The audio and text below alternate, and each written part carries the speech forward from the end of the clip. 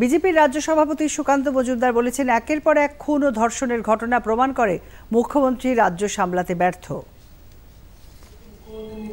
এটা করেছে পুলিশ, অভিযোগ নেয়নি, কারণ মুখ্যমন্ত্রী বলেছিল আপনারা সহজে এফআইআর নেবেন না। তো আজকে দেবী পক্ষের মধ্যে আমার ঘরের দুর্গার সাথে রেপ হচ্ছে এবং আমাদের কাছে যে এখনো পর্যন্ত যা খবর পাচ্ছি আমরা, যে ওখানে পরিস্থিতি অত্যন্ত অগ্নিগর্ভ হয়ে উঠেছে। মানুষ এই পুলিশ প্রশাসনের বিরুদ্ধে যে বিক্ষোভ দেখাচ্ছে, এই বিক্ষোভটা শুধু পুলিশ প্রশাসনের বিরুদ্ধে নয়, এটা হচ্ছে পুরো মমতা বন্দ্যোপাধ্যায়ের বিরুদ্ধে বিক্ষোভ। মমতা বন্দ্যোপাধ্যায় এই মুহূর্তে লিটারালি রাজ্যটাকে সামলাতে পারছে না। এই সরকারের যাওয়া উচিত, বাংলার মানুষের মঙ্গলের জন্য যাওয়া উচিত, নচেত বাংলার মানুষের ভবিষ্যৎ কিন্তু খুব অন্ধকারের দিকে যাচ্ছে।